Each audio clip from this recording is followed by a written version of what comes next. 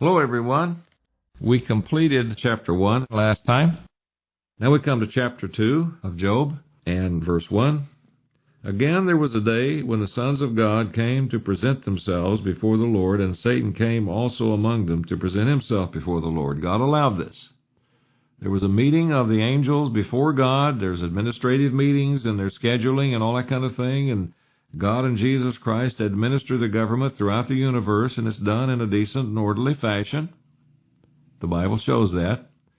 And Satan was allowed to come in among them up there in heaven as they presented themselves before God for this unique, special occasion of God dealing with Job and using Satan, without Satan even recognizing it, to teach Job a lesson that would mean that he would be greater than he ever was before, because now his greatness came from God, not from himself. And so here was another meeting, like the one we've already talked about in chapter 1. To repeat, verse 1, again there was a day when the sons of God, sons meaning angels. Remember, there are three ways that sons are used, and you have to get it in context. Sometimes it means angels, sometimes it means physical human beings, and sometimes it means begotten sons who are children who will become literal sons in this family of God as spirit beings after the resurrection. In this case, it's angels. Again, there was a day when the sons of God came to present themselves before the Lord, and Satan came also among them to present himself before the Lord. And Satan is a fallen angel, a great archangel who's become the devil. But he can still travel, if God allows him to, wherever God wants him to travel, in this case to be at this meeting. Basically, he's confined to this earth by God. And this is where he operates. He's the God of this world. And he travels to and fro and back and forth and up and down on this earth, as we've already read in verse 7 of chapter 1. Verse 2, and the Lord said unto Satan, from whence comest thou? And Satan answered the Lord and said, he repeats this again. And Satan answered the Lord and said, from going to and fro in the earth and from walking up and down in it. I'm all over the place. It's my realm. I am the king. Well, he is the God of this world because God allows him to be, and this world is in a mess because Satan is the king of this world, the God of this world. And the Lord said unto Satan, have you considered my servant Job? There's none like him in the earth, a perfect and an upright man, one that fears God and shews evil, and still he holds fast his integrity, although you move me against him to destroy him without cause, although you tried to get me to destroy him. You wanted me to do things to him that would destroy him. Well, I allowed you to do some things, but it didn't destroy him. No, because he's a great man. He's a great servant of mine. He has tremendous integrity. And he didn't budge on his integrity. And he had tremendous character. And he had a tremendous attitude. But he also had self-righteousness that would corrupt from time to time that attitude and that character. Self-righteousness. Depended on himself too much. Thought too highly of himself from time to time. Instead of thinking highly of God all the time and giving him all the credit, he would take some of the credit to himself because he was such a talented and powerful man. Well, God had to teach him a lesson not to do that. Speaking of Job, he had to teach Job a lesson not to do that. So he said, well, Satan, you struck him with a tremendous blow. And what did he do? He held fast his integrity, and he did not turn against me. He remained faithful. Even though you wanted me to destroy him without cause, I would not do that, but I allowed you to do what you wanted to do up to a point. And you thought that would be the end of Job, but it isn't. He's still there. He's still my servant. He still has his integrity intact. And look at what Satan came back with here. What a foul, rotten attitude. He just kept on wanting to destroy Job utterly and all that he had. That's the way Satan is. Oh, yeah, you think he's such a servant? Here's something I can do, and that'll destroy him. And see, if Satan could destroy Job and his family, that would mean he could do something that would hurt so many people. Because Job was a tremendous man, and yet look how he's been completely destroyed and his family wiped out. So what good does it do to serve God? Job served God, and look what happened to him. See, Satan was wanting to send that message around by destroying Job and all that he had. And of course, he was being rebellious against God. You think so highly of him, and if he could just show God that he was wrong and make God out to be wrong about Job by bringing Job down and then having him turn on God, then Satan in his twisted and rotten and vile way would get great satisfaction out of that. So what he was trying to do was destroy Job and all he had, because he is a destroyer. That's one of his names. He loves to inflict pain and destruction and agony. So he wanted to do that on Job and all that he had. And he wanted to do that to rebel against God and to try to prove God wrong. And so God is using Satan to actually, in the long run, teach Job a tremendous lesson, and then Job will be even a greater servant of his and be even more blessed as he is a greater servant of his than he was up to that point. So God said, well, you had an opportunity to bring Job down, and you couldn't do it. His integrity is still there. And then look what Satan said in verse 4. And Satan answered the Lord and said, Skin for skin, yea, all that a man has will he give for his life. But put forth your hand now and touch his bone and his flesh, and he will curse you to your face. He was trying to get God to do all these terrible things to Job, but God wouldn't do it, but he allowed Satan to do it. And the Lord said unto Satan, Behold, he's in your hand, but save his life. Oh, you think that'll do it? Okay. He's in your hand. You can afflict him and his health and his body, but you can't take his life. He's in your hand, but save his life. Verse 7. Can you just imagine how gleeful Satan was now? You can just see him with a leering grin on his face, rubbing his hands together and saying, oh boy, I get to really punish and afflict Job and just make him go through agony. This is going to be so much fun. That's the way Satan is. He loves evil because he is evil through and through. Verse 7, So went Satan forth from the presence of the Lord, and he smote Job with sore boils from the sole of his foot unto his crown. And he took him took him a potsherd to scrape himself withal, and he sat down among the ashes. And even his family started turning on him. Notice what his wife said, Job's wife. Verse 9, Then said his wife unto him, Do you still retain your integrity? Are you still going to worship God? Are you still going to maintain your righteous approach to things? Why aren't you giving up? Why in the world would the God you worship be punishing you like this? Curse God and die, she said. But he said unto her, You speak as one of the foolish women speaks.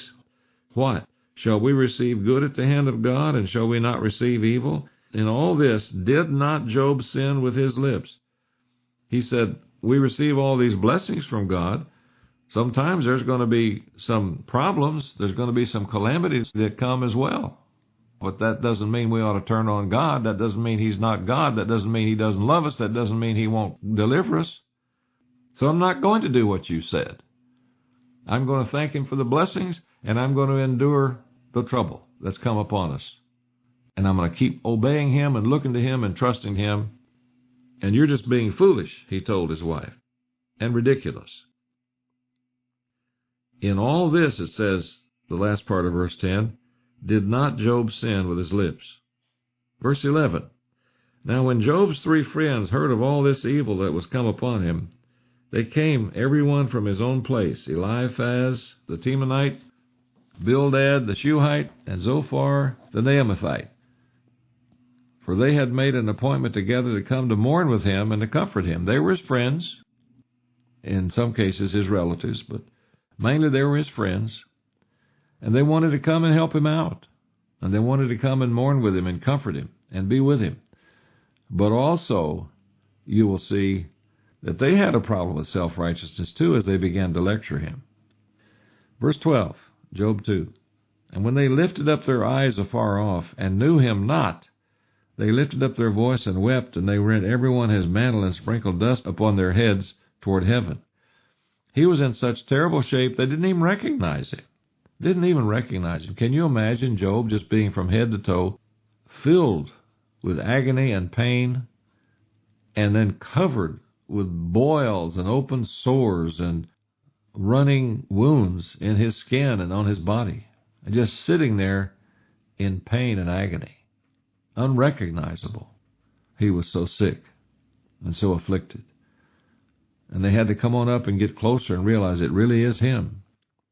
And so they were shocked, as it shows in verse 12. Now notice verse 13. So they sat down with him upon the ground 7 days and 7 nights, and none spoke a word unto him, for they saw that his grief was very great. They just sat there in shock. Why has this happened? What's going on? Where in the world did this come from? What did you do? We thought everything was just going along great. Job thought everything was going along great. And now this, from out of nowhere. What's happened? So they were just stunned and sat there in stunned silence. Now, just consider this. Job has lost a tremendous amount of his wealth. He's lost a tremendous amount of his workforce. And he lost his children, his family. At least he lost a big part of his family. And what does he have left? He's covered from head to toe in sores and wounds, and he's in unimaginable pain. Well, it shocked him, but it shocked those that were close to him too. They couldn't even speak for a while. They were in such shock. And they saw that his grief was very great, it says in verse 13. Now let's notice chapter 3. After this opened Job his mouth and cursed his day. And Job spoke and said, Let the day perish wherein I was born, and the night in which it was said, There is a man-child conceived. I wish I'd never been born if it was going to turn out like this. Terrible. I'd be better off to be dead and just never even been born in the first place. Let that day be darkness. Let not God regard it from above, neither let the light shine upon it. Let darkness and the shadow of death stain it, or claim it. Let a cloud dwell upon it. Let the blackness of the day terrify it. As for that night, let darkness seize upon it. Let it not be joined unto the days of the year. Let it not come into the number of the months. He's bemoaning being born because this has turned out so horrible for him. It would have been better, as he is in such agony, and in some cases not even thinking straight, saying, well, I'd have been better off never to be born if my life's going to turn out like this. This is horrible. And that's what he's saying here. Verse 7, Lo, let that night be solitary. Let no joyful voice come therein. Verse 8, Let them curse it that curse today, who are ready to raise up their mourning. Let the stars of the twilight thereof be dark. Let it look for light, but have none. Neither let it see the dawning of the day, because it shut not up the doors of my mother's womb, nor hid sorrow from my eyes. Why died I not from the womb? Why did I not give up the ghost when I came out of the belly? If I could have only died early in my life, maybe even at birth or soon after, or not be born at all. I mean, this is a man in agony crying out to his friends about a horrible catastrophe that's hit him, and he's bemoaning the day that he was even born because of what it's ended up being. Why did the knee prevent me, or why the breast that I should suck or should nurse? Why did the knees prevent me or receive me? In other words, at birth. For now should I have lain still and been quiet. I should have slept. Then had I been at rest, I would be in the grave. I would be at peace. I would know nothing. I wouldn't be going through all of this suffering and agony.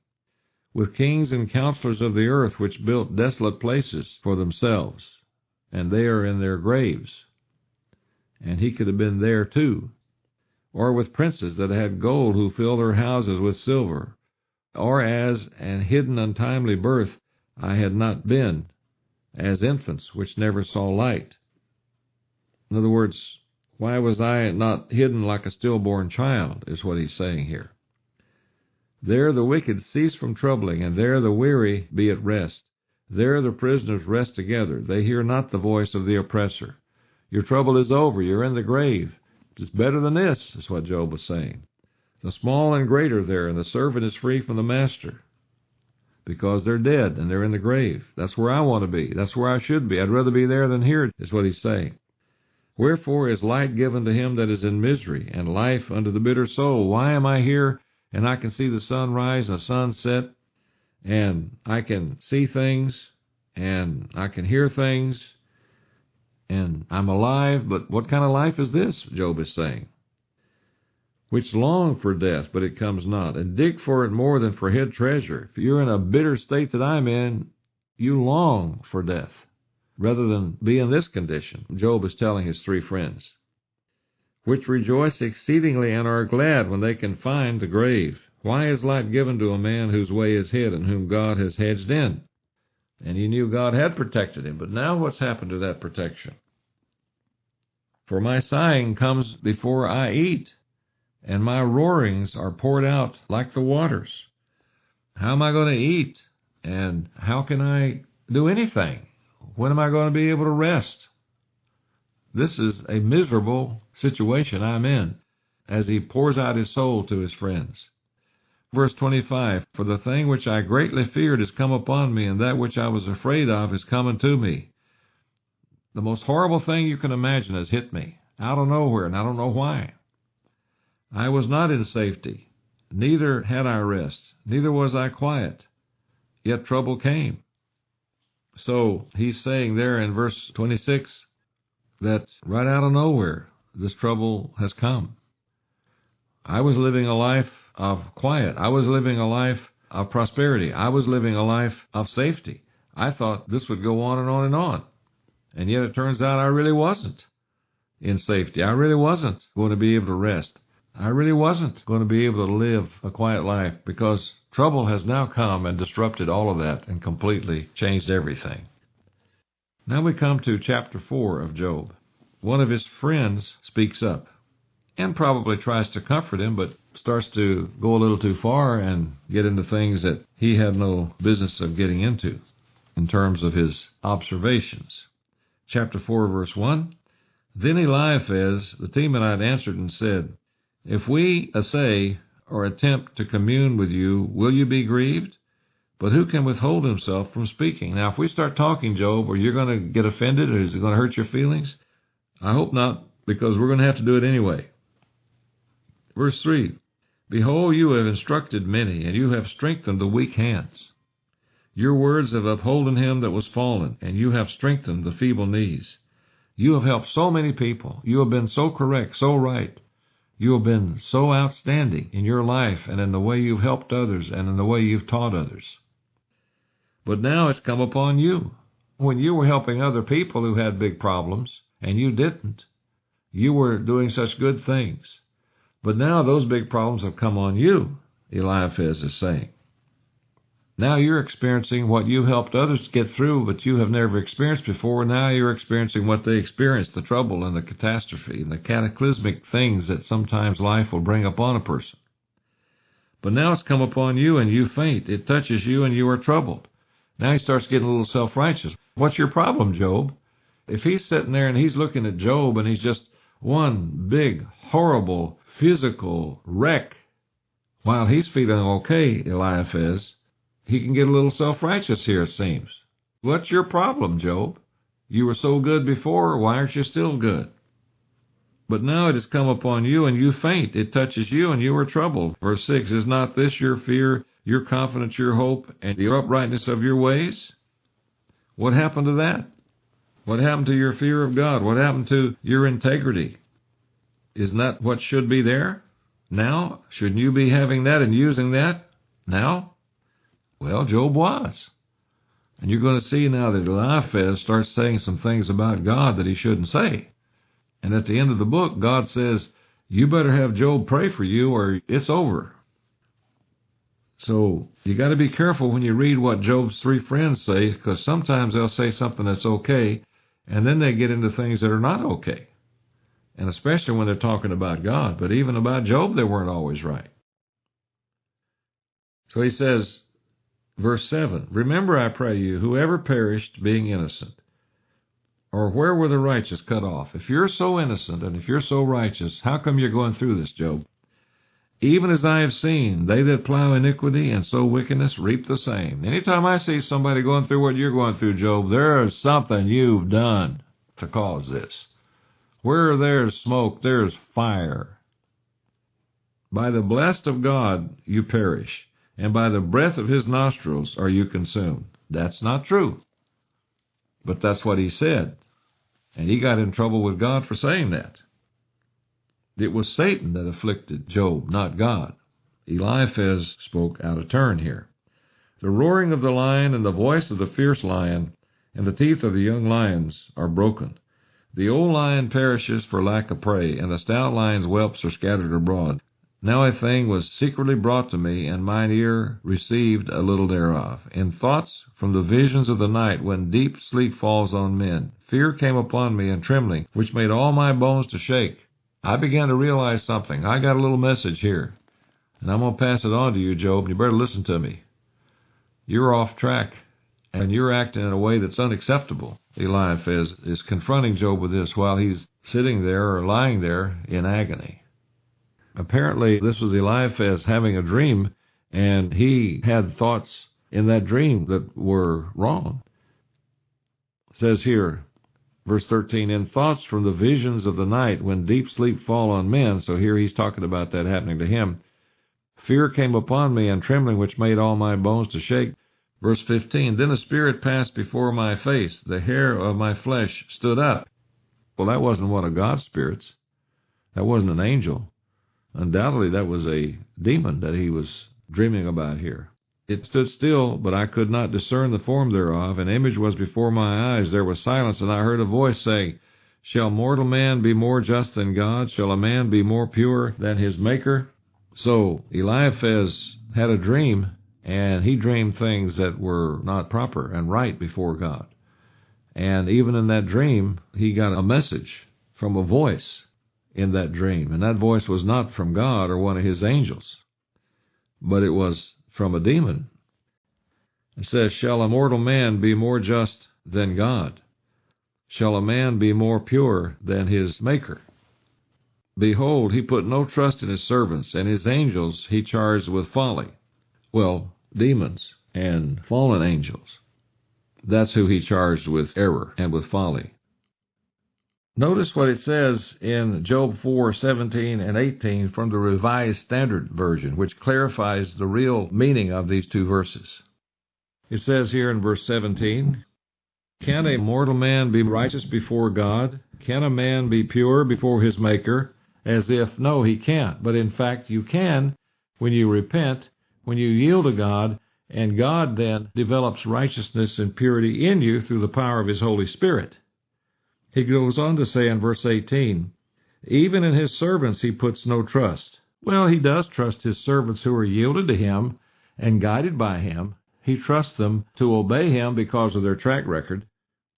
And his angels he charges with error.